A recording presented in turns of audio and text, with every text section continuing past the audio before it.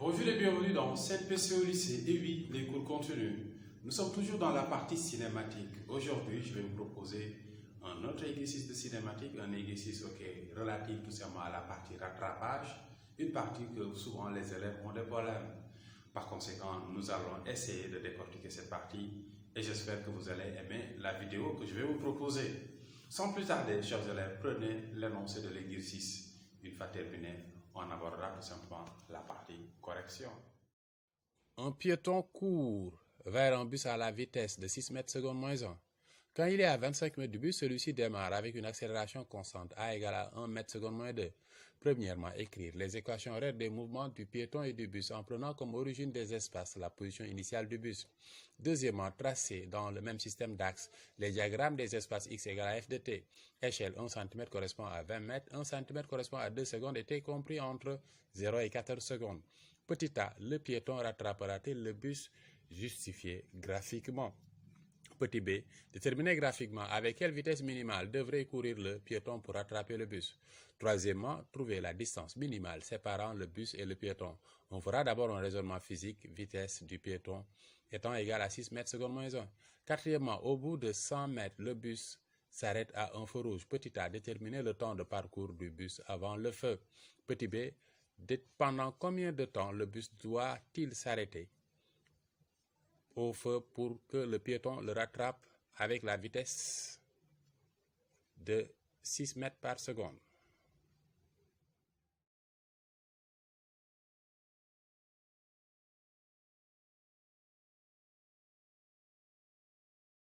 Vous avez l'énoncé de votre exercice, maintenant qu'est-ce qu'il reste à faire? Je vous propose tout simplement la correction. Quelle est la première question posée?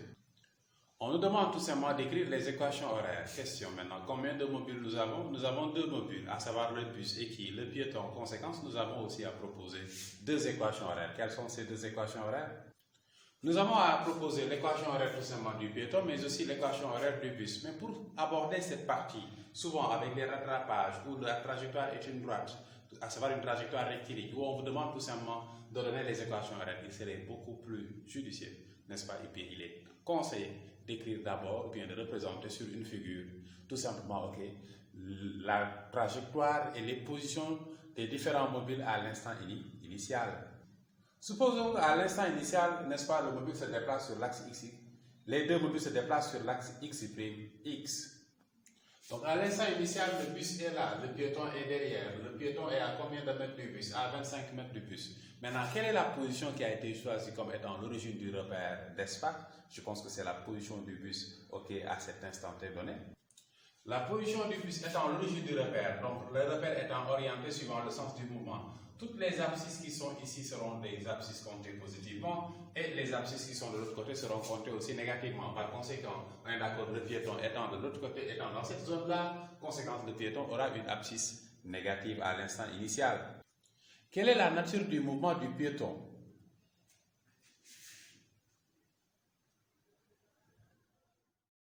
Rectiligne uniforme. Conséquence, maintenant, on va donner l'équation horaire du mouvement. Comment? En appliquant tout simplement ce que nous avons dans notre cahier de cours.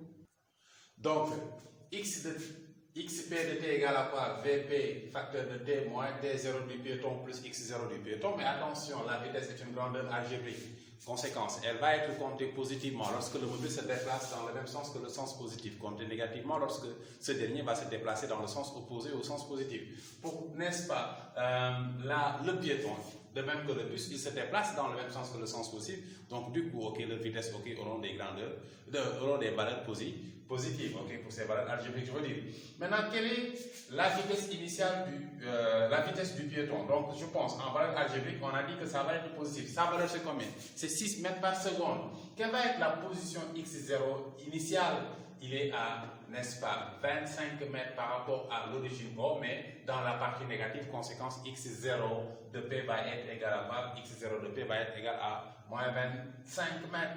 Et t0, n'est-ce pas, ici t0 de p est égal à 0. Une fois que nous avons, n'est-ce pas, toutes ces informations, nous connaissons la valeur de Vp, nous connaissons la valeur de T0P, nous connaissons la valeur de X0P. À partir de ce moment-là, on va donner l'équation horaire du piéton. Quelle va être l'équation horaire? Donc, X du piéton va être égal à quoi? 6t moins 25. Maintenant, nous avons terminé avec l'équation horaire du piéton. On va aborder, ou bien on va donner l'équation horaire tout simplement du bus. Maintenant, question, quelle est la nature du mouvement du bus? Le bus, je pense, est animé d'un mouvement rectiligne uniformément varié, mouvement rectiligne uniformément accéléré. Et à partir de ce moment-là, on sait ce que nous avons à faire. Le cours nous dit quoi? Que le mouvement, si le mouvement est rectiligne uniformément accéléré, conséquence, qu'est-ce qu'on aura? X de t va être égal à 1 débit de A, facteur de quoi? T moins T0B au carré plus V0 de B, facteur de T moins T0 plus X0 de B. On est tous d'accord que T0 est égal à 0. Donc là, le problème ne se pose pas. Maintenant, à l'instant initial, le mobile était immobile, le bus était immobile. Pourquoi? Parce qu'on dit qu'il démarre. Il démarre, c'est-à-dire qu'il était au repos. Du coup, la vitesse initiale aussi va être égale à 0. Donc V0B égale à 0. Ensuite, il était où à l'instant initial? Il était tout simplement à l'origine bord de notre repère d'espace. Du coup aussi, l'abscisse X0 va être égale à 0. Donc cette partie-là va être nulle, de même que cette partie-là. T0 aussi va être égal à 0. Et nous connaissons la valeur de A. Qu'est-ce qu'il reste à faire? Remplacer A et par sa valeur et on aura quoi? Donc nous avons l'équation horaire du bus, de même que l'équation horaire tout simplement de qui? L'équation horaire du piéton. Nous allons aborder la deuxième partie de cet exercice. Deuxième partie où qu'est-ce qu'on nous demande? On nous demande tout simplement de représenter graphiquement x de t, à savoir, le représenter sur une même courbe, l'équation horaire tout simplement du piéton, mais aussi l'équation horaire du bus. C'est ce que nous allons essayer de faire en respectant l'échelle qui a été proposée. Donc, en représentant tout simplement les deux courbes, qu'est-ce qu'on constate? Ici, nous avons une fonction affine tout simplement du temps, pour ce qui est tout simplement de l'équation horaire du bus, qui a été représentée, du piéton autant pour moi, qui a été représenté en rouge. Et pour ce qui est de l'équation horaire tout simplement du bus, nous avons tout simplement un arc de parabole. Maintenant, n'est-ce pas, nous avons fini de faire la représentation. Étape suivante.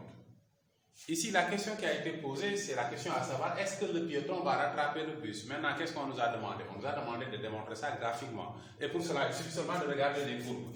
Maintenant, question, est-ce que les deux courbes ont un point d'intersection? Je pense que non. Si le piéton rattrapait le bus, autant pour moi, si le piéton rattrapait le bus, donc il existerait un point d'intersection, un point où piéton et bus auront la même abscisse. Ce qui n'est pas le cas ici. Donc, aucun point d'intersection entre les deux courbes. Du coup, donc, le piéton, n'est-ce pas, avec cette vitesse, ne peut pas rattraper tout simplement le bus.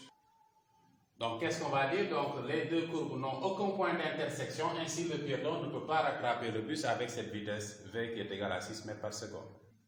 La question suivante maintenant consiste à déterminer graphiquement la vitesse minimale que devrait courir tout simplement le piéton afin tout simplement de rattraper le bus. Maintenant, pour que le piéton et le bus puissent, pour que le piéton puisse rattraper le bus, il faudrait que le piéton et le bus aient un point d'intersection, du point de vue de la représentation graphique. Donc ici, le bus, sa courbe ne va pas changer. Donc c'est au piéton tout simplement de modifier sa vitesse afin tout simplement de rattraper la courbe. Mais, n'est-ce pas, la vitesse doit être telle que, n'est-ce pas, une fois que la courbe du piéton est tracée, que cette courbe du piéton puisse avoir un point d'intersection tout simplement avec celle tout simplement du bus. À partir de ce moment-là, on va essayer de voir les différentes options possibles. Donc, si le piéton se déplace en suivant tout simplement cette trajectoire, on est d'accord? En ayant cette allure autant pour moi, qu'est-ce qu'on constate? Bus et piéton vont avoir un point d'intersection. Mais pour le moment, on ne va pas tirer de conclusion. Maintenant, on va essayer de tracer une autre droite. Donc, avec cette nouvelle droite aussi, qu'est-ce qu'on notera? On notera tout simplement que piéton et bus, si je travaille avec cette droite-là, le piéton et le bus auront un point d'intersection qui sera ici. Ce qui veut dire que si vous voulez que tout simplement le piéton et le bus aient un point d'intersection, il faut tracer une droite dont la pente doit être supérieure à la droite, n'est-ce pas, que je viens de représenter ici en noir. Donc, je reprends, il faut tracer une droite. Il faudrait tout simplement que la droite que nous ayons ait une pente supérieure à la droite là que je viens tout simplement d'indiquer avec mon doigt. À partir de ce moment-là, si, n'est-ce pas, on trace une droite comme ça, il va y avoir un point d'intersection qui est là. Si on trace maintenant, une autre droite qui a une pente supérieure à celle-ci aussi, on aura un point d'intersection.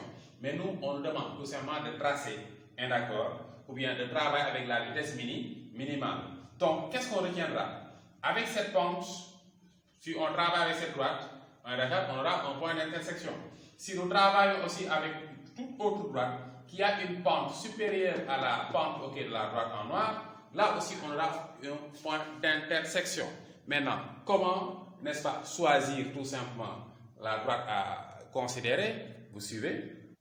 Donc, pour le moment, on cherche la vitesse minimale de façon globale. Avec cette vitesse, le piéton va avoir l'équation horaire suivante, à savoir quoi? V de t va être égal à quoi? Non, x de t va être égal à quoi? Vt moins 25. Que représente V? V, ok, parce que la fonction que nous avons ici est une fonction affine du temps, mais V va représenter le coefficient du vecteur, V aussi va représenter la pente. Donc du coup, nous voulons avoir la vitesse minimale, mais on revient de voir tout simplement que la vitesse représente la pente. Donc si vous voulez avoir la vitesse minimale, ayez la pente minimale. Avec la pente minimale, vous allez déterminer la vitesse minimale. Maintenant, on revient ici. Avec cette courbe en noir, on aura la pente la plus petite, n'est-ce pas, nous permettant tout simplement d'avoir un point d'intersection. Avec toute autre droite, n'est-ce pas, dont la pente est supérieure à celle-ci, il va y avoir, ok, point d'intersection, mais, n'est-ce pas, la pente, ok, ne sera pas minimale à ce niveau-là. Donc, du coup, avec quelle droite il va falloir travailler?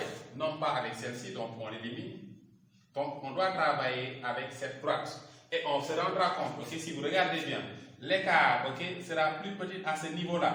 Donc, c'est avec cette position, c'est-à-dire à la date t égale à 6, où on aura tout simplement l'écart la plus petite. Et à la date t égale à 6 aussi, ce point-là, nous permettant d'avoir la pente minimale. Et avec la pente minimale, on aura la vitesse minimale. Donc, on a repéré la droite avec laquelle nous devons travailler pour avoir tout simplement la vitesse minimale. Maintenant, reste à déterminer la valeur.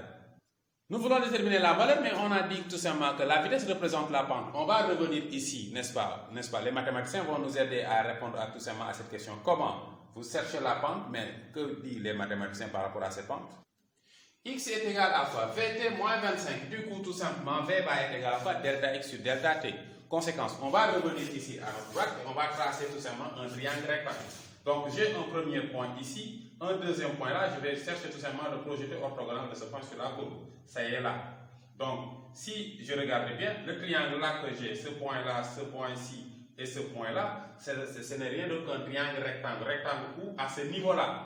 Donc, je veux chercher la pente. Ça, cette distance-là va correspondre à quoi? Cette distance-là va correspondre à mon delta X.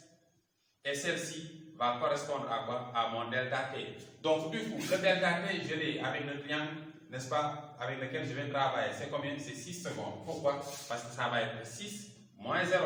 Maintenant, le delta X, j'ai cette position, c'est moins 25. Celle-ci, je ne l'ai pas, mais je sais que c'est à la date T égale à 6. Si je remplace ici, n'est-ce pas, sur la courbe, n'est-ce pas, me permettant d'avoir la variation de B du bus en fonction du temps, ici, je pense qu'on va trouver 18. Donc, je veux chercher la pente, n'est-ce pas, on va faire ici la différence pour avoir delta X. Donc, qu'est-ce que j'aurai? Donc, delta X va être égal à 18 moins, attention, moins 25. Ça va vous donner quoi? Je pense que si vous faites le calcul correctement, on va se retrouver avec quoi? Avec tout simplement delta X est égal à 43. À partir de ce moment-là, nous avons delta X, nous avons delta T, nous calculons la vitesse minimale. Donc, en remplaçant, n'est-ce pas, delta X et delta T par leur valeur, je pense que les calculs vont nous donner tout simplement une vitesse minimale qui va être de l'ordre de 7,1 mètres secondes moins 1. Donc, nous avons répondu à cette question. On avance à la question suivante. Nous sommes à la question 3 où on demande tout simplement de calculer la distance minimale qui va séparer tout simplement les deux mobiles. Maintenant, qu'est-ce qu'il faut faire? Vous vous rappelez en maths, si vous avez tout simplement un point A d'abscisse XA et un point B d'abscisse XB, d'accord, la distance AB est donnée par quoi? Valeur absolue de X de B moins X de A. Ça, c'est tout simplement ce que nous allons utiliser. Pourquoi? Parce que pour le piéton, nous connaissons son abscisse. Pour tout simplement le bus aussi, nous connaissons son abscisse. D'abord, on va donner la distance qui va les séparer à un instant T donné. Une fois que nous avons cette distance, on essaiera de voir quand est-ce que cette distance-là va être minimale. Donc, qu'est-ce qu'on aura? On aura tout simplement la distance D va être égale à quoi? Valeur absolue de X de piéton moins X de bus. Maintenant, qu'est-ce que ça va donner? Donc, ça va donner tout simplement valeur absolue de 1 demi de T carré moins 6T plus 25. Maintenant, qu'est-ce qu'on constate? La distance est une fonction du temps. Donc, est-ce qu'on aura donc D égale à valeur absolue de F de T avec F de T qui est égal à combien? 1 demi de tout simplement T carré moins 6T plus 25. Nous voulons que la distance soit minimale. D'accord. Parce qu'on se rend compte tout simplement que la distance varie au cours du temps. La distance va être minimale quand? Lorsque la dérivée de f de t, on est d'accord, va être 0. Lorsque vous êtes des mathématiciens, je suppose. Lorsque vous étudiez une fonction, sachez que ok, cette fonction prendra sa valeur maximale ou bien sa valeur minimale lorsque la dérivée est égale à 0. Donc, t étant une fonction du temps, d va prendre sa valeur minimale lorsque tout simplement f de t, d de f de t sur d de t va être égal à 0. Et c'est ça que nous allons exploiter afin d'avoir tout simplement la distance minimale. Comment? On calcule tout simplement f point de t en dérivant ici. Qu'est-ce que ça va donner? Ça va donner tout simplement dérivée de 1 demi de t carré, c'est t. Et dérivée de moins 6t, moins 6, dérivée de 25, 0. Donc f point de t est égal à combien? F point de t va être égal à quoi? T moins 6, n'est-ce pas? On doit poser que c'est égal à 0. Du coup, donc, cela veut dire quoi? Cela veut dire que t va être égal à 6. Qu'est-ce que cela veut dire? Cela veut dire tout simplement qu'on atteindra, ou bien les deux mobiles auront la distance minimale, les deux mobiles seront séparés de la distance minimale à la date t égale à combien? À la date t égale à 6 secondes. Donc du coup, qu'est-ce qu'on va faire? On va venir ici, n'est-ce pas, dans l'expression de t et remplacer t par 6 secondes. Et si on le fait, qu'est-ce qu'on aura? Donc en remplaçant t par 6, qu'est-ce qu'on aura? Donc d va être égal à quoi? D va être égal à 7. Et cette distance-là va être égale à la distance minimale. Et là, l'élève pouvait voir ça, ok, n'est-ce pas, en exploitant le graphe. Regardez, de t égale à t égale à 0, le bus était là, à t égale à 0, le piéton était ici. Maintenant, qu'est-ce qu'on constate? Plus on avance, plus l'écart diminue, l'écart diminue jusqu'à atteindre sa valeur minimale à la date t égale à 6. Maintenant, au-delà de t égale à 6, plus le piéton avance, plus l'écart va augmenter. Donc l'écart minimal entre les deux, n'est-ce pas, mobiles sera obtenu à la date t égale à 6. Donc ce que nous avons, n'est-ce pas, déterminé par calcul et ce que nous avons graphiquement, n'est-ce pas, coïncide. Donc du coup, nous sommes sur la bonne voie. Donc on peut enchaîner avec tout simplement la question suivante. Dans la question 4a, on demande tout simplement de déterminer le temps de parcours du bus avant le feu. À la date t égale à 0, où était le bus? Le bus était tout simplement à l'origine. Il va être au feu quand? Lorsqu'il parcourt une distance tout simplement qui est égale à combien? 100 mètres. Donc nous voulons connaître la date où le mobile arrive au feu. Remplacer tout simplement x par 100 mètres. Donc au feu, qu'est-ce que nous avons? X égale à 100 mètres. Donc en remplaçant tout simplement x par 100, qu'est-ce qu'on aura? Donc on n'aura pas un demi de t carré est égal à 100, ce qui veut dire que t carré va être égal à 200. Donc du point de vue mathématique, on aura t égale à la racine de 200, à savoir 14,14 secondes. Et t égale, ou t aussi égale à quoi? Moins racine de 200, à savoir moins 14,14 secondes. Mais on ne va pas considérer cette dernière valeur. Pourquoi? Parce que nous sommes en physique et l'étude commence à partir de quelle date? L'étude commence à partir de la date t égale à 0.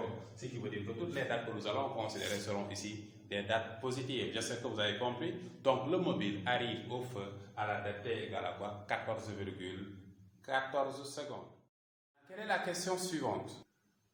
Dans cette question, on nous demande tout simplement de déterminer quoi? On nous demande tout simplement de déterminer pendant combien de temps doit-il s'arrêter au feu pour que le piéton puisse tout simplement rattraper. On parle de qui? On parle ici du bus. Donc le bus arrive au feu quand? À la date t égale à 14,14 secondes. D'accord. Maintenant, pour que le piéton ait tout simplement la chance de rattraper le bus, il faudrait qu'à l'instant où le piéton arrive au feu, qu'à cet même instant, que le bus se trouve aussi arrêté au feu. Donc du coup, qu'est-ce que nous allons faire? Nous allons d'abord déterminer la date où le piéton va arriver au feu. Lorsque le piéton arrive au feu, son abscisse est égal à 100. Pourquoi? Parce que son abscisse n'est rien d'autre que l'abscisse du feu. Donc du coup, x piéton égale à quoi? 100. C'est-à-dire quoi? 6t moins 25 égale à 100. Donc 6t moins 25 est égal à 100. C'est-à-dire quoi? T va être égal à quoi? 125 sur 6. Et lorsqu'on aura, t égale à combien? T égale à 20,83 secondes. Cela veut dire quoi? Cela veut dire que le piéton va arriver au feu à la date t égale à tout simplement 20,83 secondes. À cet instant, le bus doit être au feu. Il était au feu quand? Il est arrivé au feu à la date t égale à 14,14 secondes. Il doit rester dans ce feu, d'accord, jusqu'à la date t égale à 20,83 secondes pour que le piéton ait des chances tout simplement de rattraper le bus. À partir de ce moment-là, donc la durée tout simplement où il est resté au feu doit être égale à quoi? T final, à savoir l'instant où le piéton arrive au feu, à savoir 20,83, moins tout simplement l'instant où le bus est arrivé au feu, à savoir 14, tout simplement 14 secondes. Donc, il arrive au feu, je parle du bus, il arrive au feu à la date t égale à combien? Il arrive au feu à la date t égale à 14,14 secondes, mais une fois au feu, il doit rester là-bas pendant une durée au moins égale à 6,69 pour que tout simplement le piéton puisse tout simplement le rattraper. Voilà, chers élèves, la correction de l'exercice que je vous ai proposé et j'espère que vous avez compris. Donc, CNPC au lycée, c'est comme ça. CNPC au lycée vous accompagne. Par conséquent, CNPC au lycée aussi compte sur vous pour augmenter le nombre d'abonnés. Abonnez-vous, faites abonner vos frères et sœurs et vos amis aussi qui sont au lycée. Donc, on est là pour vous accompagner. On est là tout simplement pour qu'ensemble, nous puissions décrocher le bac et pourquoi pas avec la mention. Donc, je vous donne rendez-vous très bientôt pour une nouvelle vidéo dans CNPC au lycée.